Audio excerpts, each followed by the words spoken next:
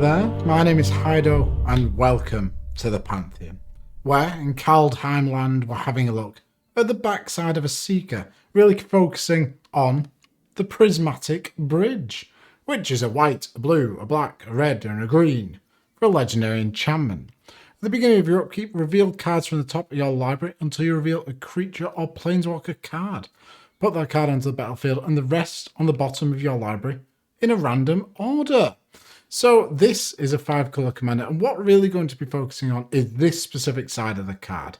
You know, building around it, what sort of things do we want to put in the deck, that sort of thing. But let's have a look at the Seeker, the other half, which I did a video about some days ago. Seeker, God of the Tree, is a 3-mana 1/4 with Vigilance that taps for any mana colour. And it also gives all of your legendary creatures taps for any mana colour. Which is really quite cool, nice bit of fixing, but really focusing on the bridge and, you know, cheating out those planeswalkers and creatures. If you like these videos, please do consider subscribing. I'm going to be making one for these for every single legendary creature ever printed and ever will be printed until I die. But without further ado, let's get into the top 5 for the bridge, or at least 5 ideas for the bridge. In at number 5, we've got some cards that work really well with it. Paradox Haze. 3 mana for an enchantment aura. Enchant player. At the beginning of an enchanted player's first upkeep each turn, that player gets an additional upkeep step after this step. So this allows us to trigger our bridge again, get another cheaty thing. Really good. And you know, you can build your deck around your upkeep step and really focus it there. To go along with it, we've got Sphinx of the Second Sun, which again gives us another upkeep step. Then 8 mana 6/6 fire with at the beginning of your post-combat main phase, you get an additional beginning phase after this phase. Phase by phase, the beginning phase includes the untap, upkeep, and draw steps. So not only do you draw another card, you untap all your lands, so you can essentially have 2 turns, and you get an additional upkeep. But talking of additional turns, why don't we take some extra turns? Wow. 6 mana for a sorcery here for Walk the Eons. It's got buyback where you sacrifice 3 islands. Having the buyback in a 5-color deck will be difficult, but I believe in you. Buyback means if, when it resolves, put it back into your hand if you paid that. Target player takes an extra turn after this one. It's going to be me. Speaking of which, Time Warp. 5 mana for a sorcery.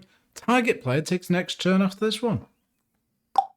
Me again. I'll take all the extra turns. Don't you worry about it. Those all work fantastically well, giving us another trigger of our commander. But as for some builds that we could go down, we could just generally play absolutely massive creatures and planeswalkers, you know. Just cheat the biggest things possible into play. Worldspine Worm is a 11 mana 15/15 with trample. When it dies, put 3 5/5 green worm creature tokens with trample onto the battlefield. And when it is put into your graveyard from anywhere, shuffle it into its owner's library.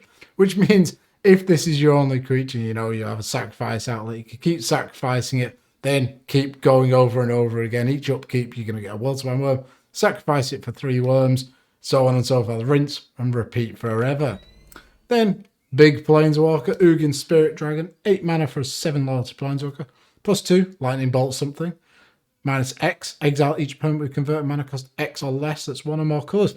Bit dangerous with a bridge on the field, because if, you know, your -X being 5, you're going to exile your own bridge.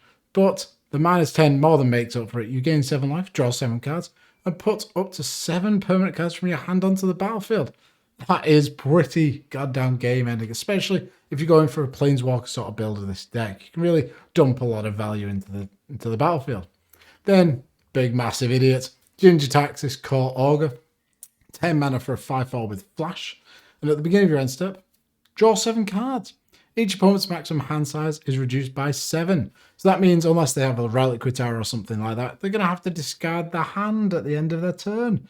And as we're cheating this out on our turn, we're going to go to our end step and then draw 7 cards, which is just mucho value moso.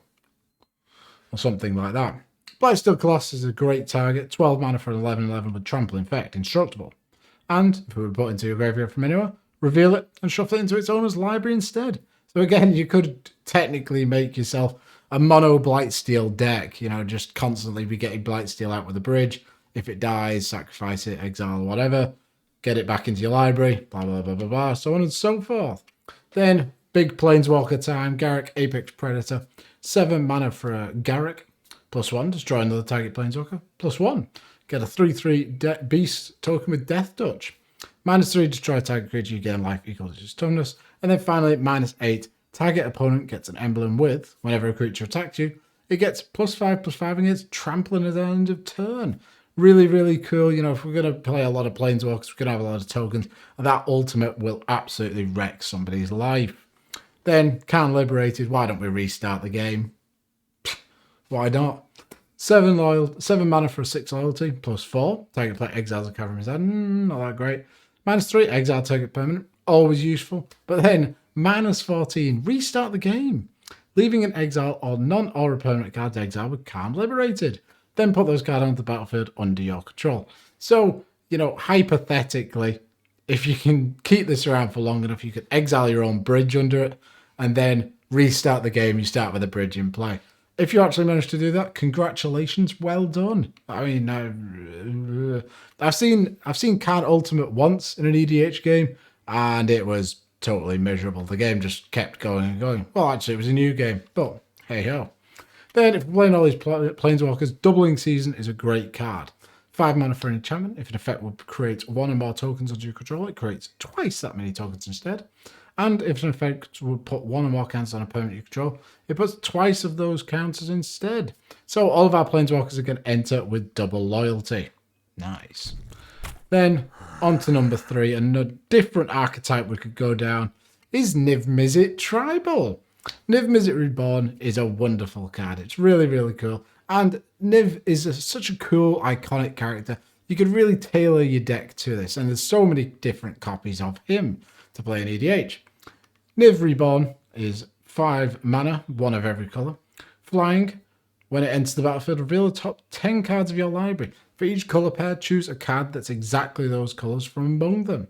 Put the chosen cards into your hand and the rest on the bottom of your library in a random order. So all the other Niv Mizzets are Izzet. So, you know, building around this, we could, so, you know, have Niv Mizzet be the Izzet sort of thing and then play a couple of mana rocks that are different colours, all that sort of stuff. You can really go deep onto this theme, and it's really quite cool, to be fair. Then, another couple of Nivs. Niv Mizzet Perun.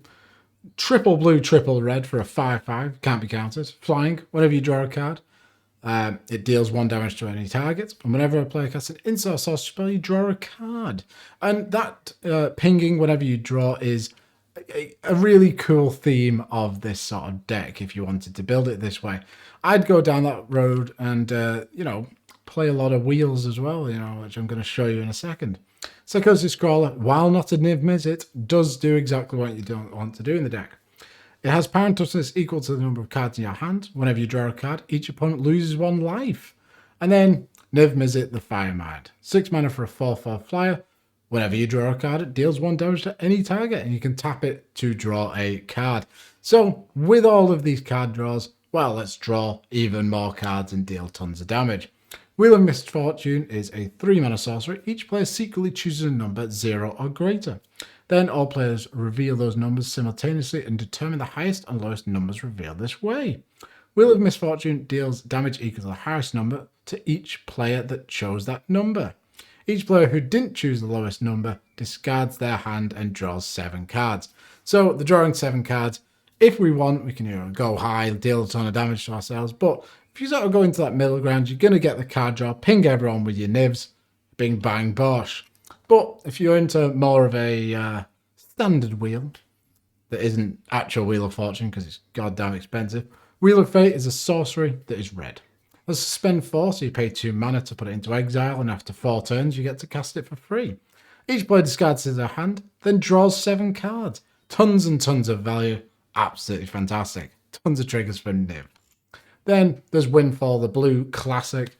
3 mana for a sorcery. Each player discards his or her hand and draws cards equal to the greatest number of cards a player discarded this way. This is absolutely excellent because if your opponents are ahead, you can disrupt their plans, you know, get rid of their entire hand, and you will draw cards up to how many they've got in their hand. So you really want to be emptying your hand before you cast this. Which brings me on to number 2. And my number 2 sort of take on the deck is a 1 creature sort of strategy. Like I was talking about with Blight Steals and stuff like that.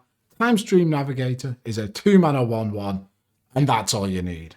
Well, actually, there is a bit more text to him. Has a send, so if you control 10 or more opponents, you get the City's Blessing for the rest of the game. And then you can pay 4, tap it, put it on the bottom of its owner's library, so that's us. Take an extra turn after this one. Activates only if you have the City's Blessing. So, with this being the only creature on our deck, we Prismatic Bridge, get the Time Stream Navigator. Well, if it has haste, we can activate it straight away. We take an extra turn, which means put it on the bottom. Then we'll have Bridge activated in our next turn. We get it again, give it haste, and so on and so on and so on. We can just endlessly do whatever we want. And a couple of great ways to give this creature haste is Flamekin Village, which is a land, enters the battlefield. Reveal a elemental card from your hand. If you don't, it ends as tapped. Taps for a red, so really, really cool in deck. And it's a red and tap target creature against haste until end of turn. So with this combination, we can give it haste the turn it comes in, activate it, put it on the bottom, and then we can just churn out extra turns. But what if our 1/1 gets killed? Well, I have a plan. Mistveiled Plains is a plains that taps for a white, and it ends the battlefield tapped. Pay a white and tap it, put target card from your graveyard on the bottom of your library. Activate this ability only if you have control 2 or more white permanents. So the white permanents is a bit of a struggle. You know, our commander, well, our Prismatic Bridge could be one, and then we just need a Smothering Tide or something like that. But if not our commander, if our 1/1 dies, we can put it back on the bottom and just recycle it again. This works really well for everything in this sort of deck. If you just want to rebuy something that's died, wonderful card. Then finally, Slayer's Stronghold is a land that taps for a colour, so not that good in 5 colour, but you can pay a red and a white and tap it. Target creature gets +2 assault and gains vigilance and haste until end of turn. So that works perfectly with this Time Stream Navigator. Which brings me on to my number 1 sort of take on the deck. And we've seen Niv Mizzet.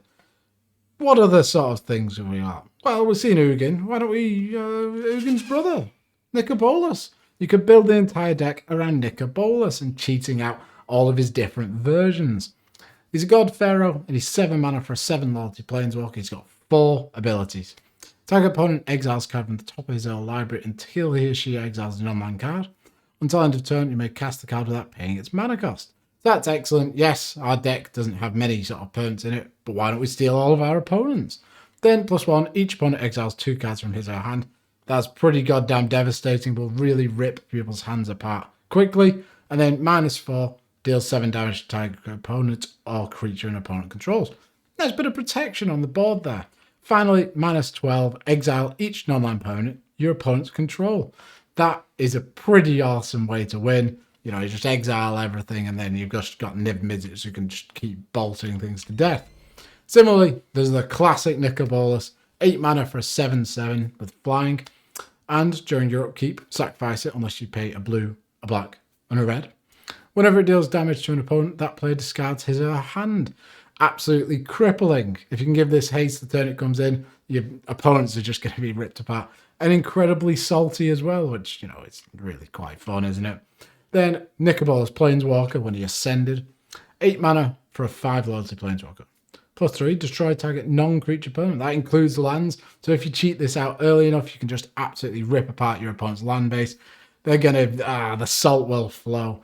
-2, gain control of target creature, which is permanent. You will have that forever. So this is any of our, people's commanders. We can steal it forever. And then finally, -9, deals 7 damage to target player. That player discards 7 cards and sacrifices 7 permanents. Ooh, that's pretty goddamn good. And if you can ultimate it straight away using, what's it called? The green thing that I talked about earlier. It's pretty goddamn good. And if we're playing all these Nicoboluses, why don't we play some theme cards around him? Dark Intimations is a 5 mana sorcery. Each opponent sacrifices a creature or planeswalker, then discards a card. You return a creature or planeswalker card from your graveyard to your hand, and then draw a card. When you cast a Bolus Planeswalker spell, exile it from your graveyard. Then that Planeswalker enters the battlefield with an additional loyalty counter on it. So, honestly, not the best card in the world, but it fits really well in the theme. And, it affects our opponents a lot more. And we get to draw a card out of it. Cool, innit? Then, Deliver Unto Evil is a better sort of Bolus-themed card. 3 mana for a sorcery. Choose up to 4 target cards in your graveyard. if you control a bolus planeswalker, return those cards to your hand. Otherwise, an opponent chooses 2 of them, leave the chosen cards in your graveyard, and put the rest into your hand. Exile it from wherever the hell it is. This has awesome art, and it's a nice little take on fact or fiction. It can make your opponents really think, oh, well, what do they want out of their graveyard? But if we have a bolus, we just circumvent that and regrowth 4 things back to our hand for 3 mana, which is pretty goddamn good. Then we got Nicobolus Dragon God, who's triple black, a blue, and a red. For a bolus, it has the loyalty abilities of all other planeswalkers on the battlefield. Really, really awesome, that ability. You can, if you just imagine the sort of list of abilities, it's colossal, and there's so much fun you can have with it. +1, you draw a card. Each opponent exiles a card from their hand or permanently control.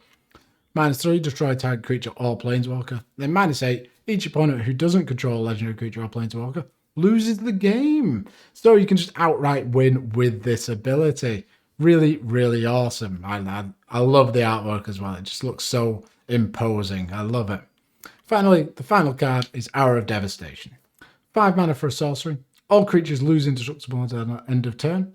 It deals 5 damage to each creature and each non-bolus planeswalker. How lovely. Nice little board wipe that really fits with the theme of the deck. And those are my top 5 sort of archetype and directions that you could take the Prismatic Bridge. There are a lot more powerful things that you can do with it, but these are just a fun little sort of guides for where you could go with the deck. If you enjoyed this, please do consider subscribing. Thank you very much for watching, and I'll see you soon. Bye.